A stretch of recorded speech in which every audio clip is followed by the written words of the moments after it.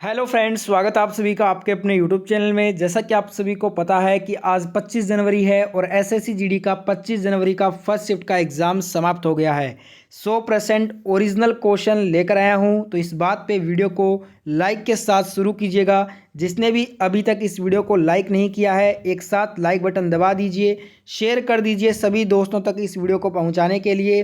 रोज़ाना SSC GD का exam analysis देखने के लिए चैनल को ज़रूर सब्सक्राइब कीजिए और बेल आइकन को भी ऑन कर लीजिए। रोज़ाना सटीक एनालिसिस सबसे पहले यहाँ पे आपको मिलता है। चलते हैं फर्स्ट क्वेश्चन की तरफ। पहला क्वेश्चन आपसे पूछा गया था आज, गोची फेस्टिवल किस राज्य में मनाया जाता है। सभी क्वेश्चन आपको प्रैक्टिस में करवाए हैं। आज भी प्रैक्टिस वीडियो से हूबहू 5 से 6 क्वेश्चन आए हैं। ठीक है, गोची फेस्टिवल जो है ये हिमाचल प्रदेश के लाहौल स्पीति का एक ऐसा गांव है जहां पर बेटी के घर में जन्म लेने पर गोदी उत्सव मनाया जाता है, गोची उत्सव। तो यहाँ पे राइट आंसर क्या होगा, गोची फेस्टिवल पूछा था, हिमाचल प्रदेश में मनाया जाता है। ठीक है, नेक्स्ट क्वेश्चन आया था 1952 के ओलंपिक में भारत की तरफ से पहला मेडल किसने जीता था। एग्जैक्ट सवाल ये था कि स्वतंत्र भारत का पहला ओलंपिक जो है वो किसने जीता। तो राइट आंसर होगा खाशाबा दादा साहेब जाधव ने जीता था। व्यक्तिगत स्पर्धा में ओलंपिक पदक जीतने वाले पहले भारतीय खिलाड़ी थे जिन्होंने 1952 के हेलसिंकी ओलंपिक में कुश्ती में कांस्य पदक जीता था। ठीक है, तो इस क्वेश्चन का हमारा राइट आंसर क्या होगा, खाशाबा दादा साहेब जाधव। ये भारत के स्वतंत्र भारत के पहले ओलंपिक मेडल विजेता हैं। तो right answer is Khashaba Dada Saheb Jadhav. अगला क्वेश्चन देखते हैं। अगला क्वेश्चन अगर देखिए आपसे अगर पूछ ले आने वाले शिफ्ट में कि ओलंपिक पदक जीतने वाली प्रथम भारतीय महिला अगर आपसे आने वाले शिफ्ट में पूछ ले, तब आपका आंसर होगा कर्णम मल्लेश्वरी। ये वेरी इंपॉर्टेंट है, जरूर आएगा आने वाले शिफ्टों में। नेक्स्ट क्वेश्चन आया था अनुच्छेद 76, ये किससे रिलेट करता है। जो अनुच्छेद 76 है ना, वो दोस्तों महान्यायवादी की नियुक्ति से संबंधित है। तो राइट आंसर क्या होगा, महान्यायवादी की नियुक्ति से। इसकी डिटेल देखते हैं एक बार। महान्यायवादी की नियुक्ति राष्ट्रपति करते हैं। वर्तमान में भारत के महान्यायवादी रमणी हैं। भारतीय संविधान का अनुच्छेद 76 कहता है कि भारत का राष्ट्रपति भारत के महान्यायवादी की नियुक्ति करेगा, जिसकी योग्यता भारत के उच्चतम न्यायालय के न्यायाधीश कितनी होगी। भारत का महान्यायवादी भारत के सरकार का प्रमुख वकील होता है जो सरकार को कानूनी सलाह देता है। ठीक है, हमसे पूछा गया था कि अनुच्छेद 76 किससे संबंधित है, तो राइट आंसर होगा महान्यायवादी की नियुक्ति से। आंसर मैच करते चलिए। अगला क्वेश्चन, 8वीं पंचवर्षीय योजना विफल क्यों हो गया। अब ये वाला क्वेश्चन एग्जैक्ट नहीं मिल पाया है। कुछ बोल रहे थे स्टूडेंट कि 8वीं पंचवर्षीय योजना का कार्यकाल क्या था, कुछ बोल रहे थे कि इसका उद्देश्य पूछा था, कुछ बोल रहे थे कि ये विफल क्यों हुई थी। तो मैं आपको सारा कुछ बताऊंगा। सबसे पहले देख लेते हैं विफल क्यों हुई थी।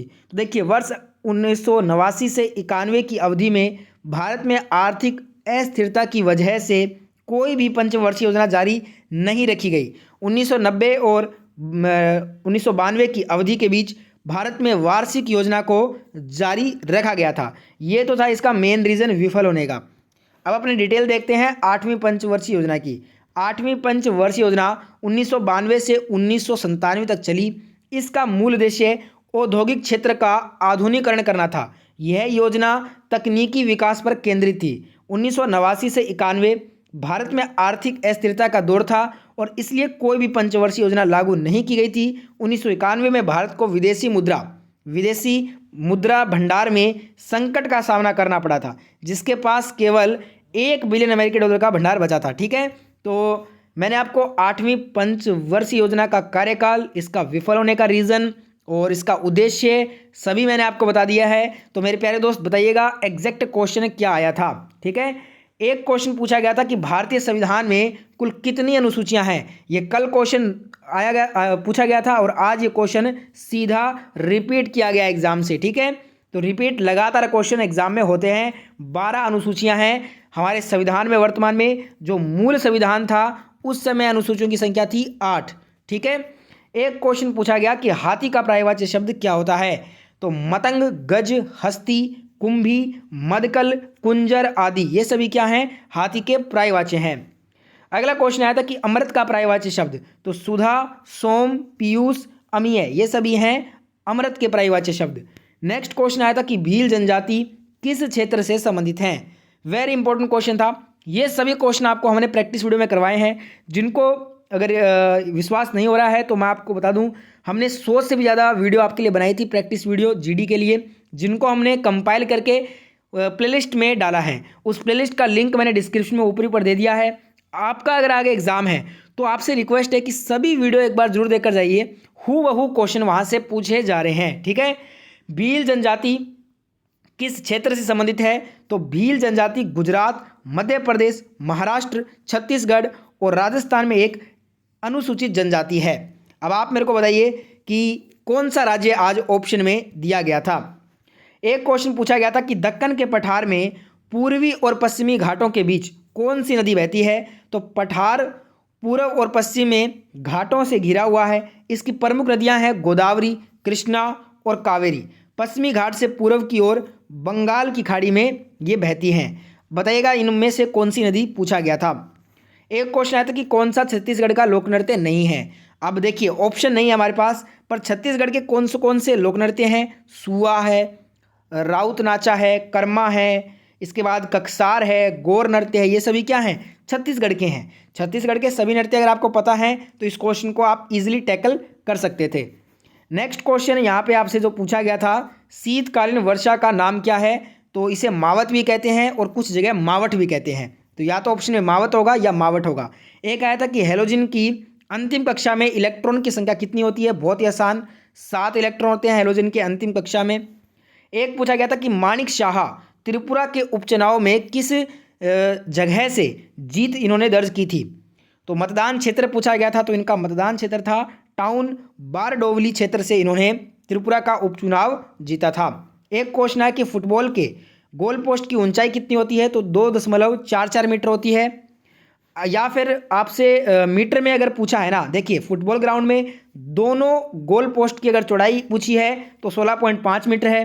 अंतर्राष्ट्रीय मैचों में पिच की लंबाई 100 से 110 मीटर की श्रेणी में है, वहीं चौड़ाई 64 से 75 मीटर होती है। एग्जैक्ट सवाल बताना क्या था। अगर सीधा पूछा है फुटबॉल के गोल पोस्ट की ऊंचाई तो 2.44 मीटर। अगर आपसे पूछा है दोनों गोल पोस्ट की चौड़ाई तो 16.5 मीटर।